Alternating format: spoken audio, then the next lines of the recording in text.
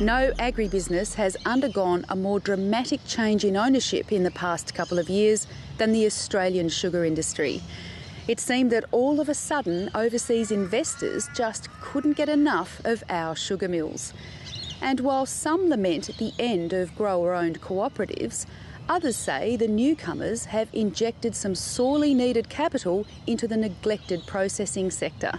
Miriam Hall reports.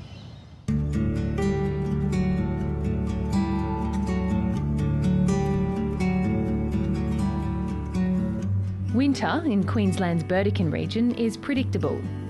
It's warm, clear and almost always sunny.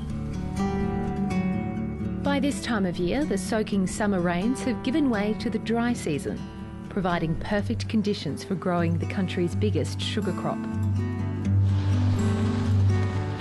Now the pace is quickening across the district as harvesting begins. And the sugar mills stir to life. For cane grower Robert Ahern, it's been a familiar routine for 50 years. I can remember when there were draft horses.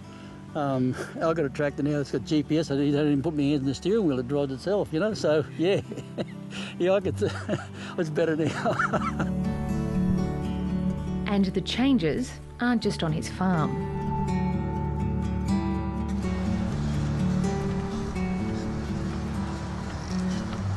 The sugar mill down the road is now owned by Asian food giant Wilmar International. It's happened now and we've just got to live with it and get on and work together to get our crops off and all be prosperous, I guess. Well, it's been a long time coming, but the Australian conglomerate CSR has finally sold its sugar division.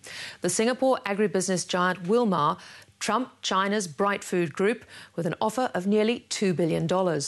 The sale of the sugar arm of CSR, or Sucrogen as it's now known, put the majority of Australia's sugar milling sector into foreign hands. Foreign ownership of Australia's largest and oldest sugar mill is a new chapter in cane growing. And Robert Ahern is looking forward, not back. They're emotional things that we're losing part of Australia, but I don't worry too much about that because you can't take a sugar mill out from and put it overseas. I think we have to put the emotion behind and get on with the reality of it, of life.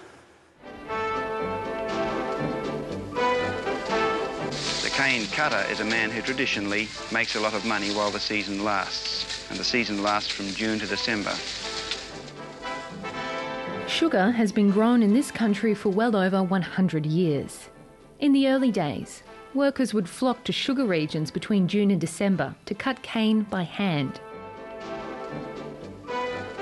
The man with his soot-blackened face and his grimy hands and his sharp knife who gets in there in what is probably one of the dirtiest, hardest, most unpleasant jobs in all Australian rural industry.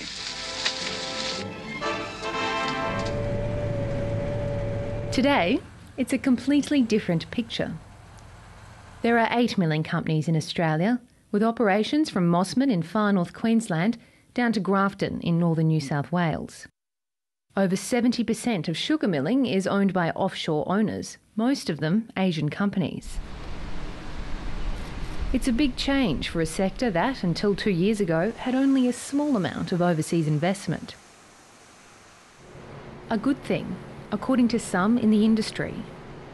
Well, I'm not sure that Australia loses necessarily. As I say, I think the farms stay in Australia. We're exporting the product anyway, and we're exporting it through companies who are well placed to actually maximise the value of those exports. And we're also giving Australians jobs not only here but overseas. So I'm not sure where the losers are. Australians have always grown far more sugar than we could possibly consume. So 80% of the product is exported, most of it into the ever-expanding Asian market. I think what overseas investors see is how much the world is going to need the Australian agricultural industry to grow to supply the world's shortening or ever-increasing food supplies. We are the world's third largest exporter of sugar and still competing in one of the most efficient and effective industries. And that's because we haven't stood still.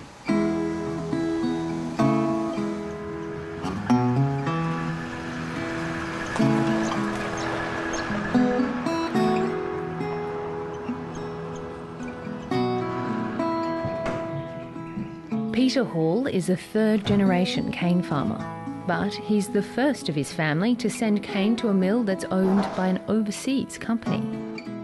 There doesn't seem to be any regulation on foreign ownership. They can come in, they can buy what they want, they can do what they want.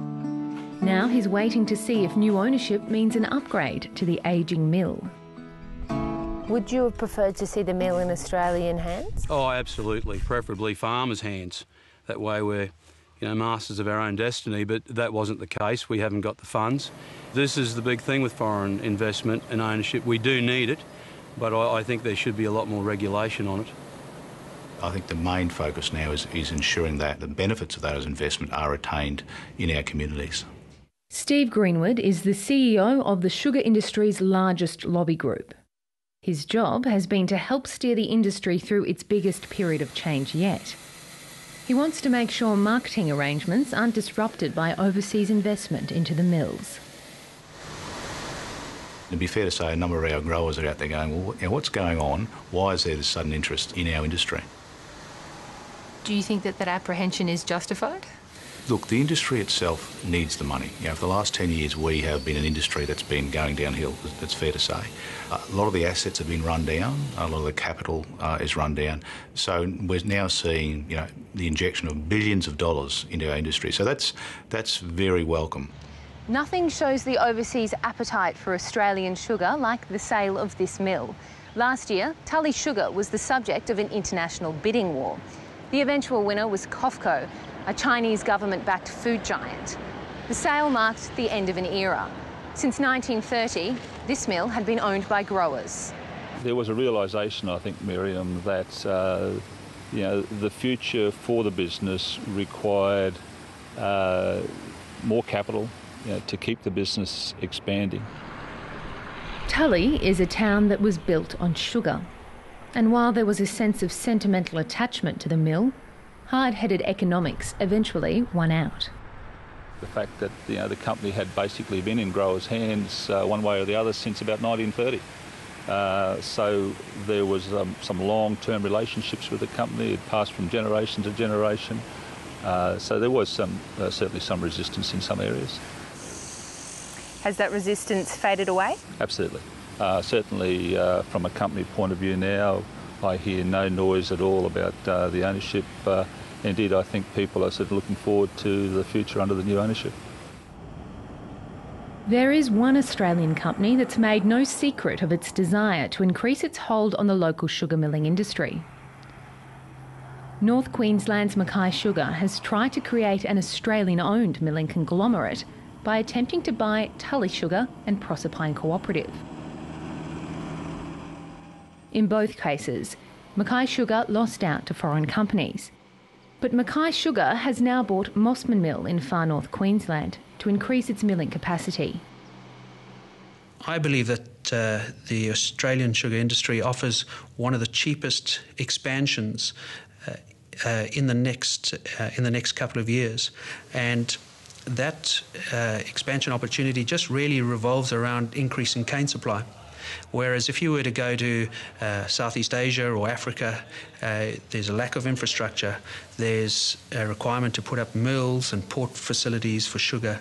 So this is an opportunity in Australia for the next 10 million tonnes of cane.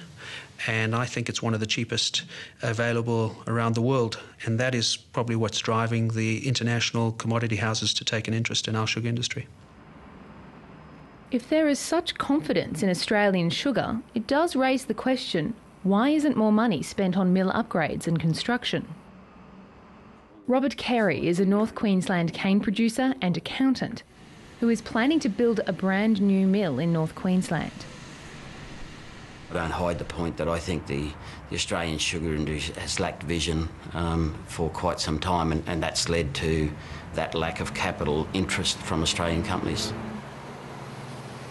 The mill will produce both sugar and electricity, and while growers will own most of it, Robert Carey says he's had no choice but to seek overseas investment to help with funding. If you had your preference, would you prefer to have this company Australian-owned or grower-owned? Oh, my preference, without a doubt, is to have 100% Australian-owned. It comes back to the old saying, are we selling the farm? And I don't think the average Australian realises the full ramifications of foreign ownership. They own it outright. It's freeholded. I don't think it's of little concern. I think it's a big concern, and we really need to have a look at it.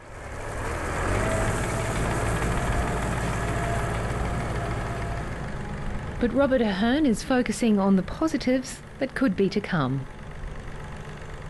There's opportunities on both sides for the future, I'm certain of it. The millers want us to grow more cane, because the more throughput they've got, the cheaper it is for them, the more profits for them, and the same for us.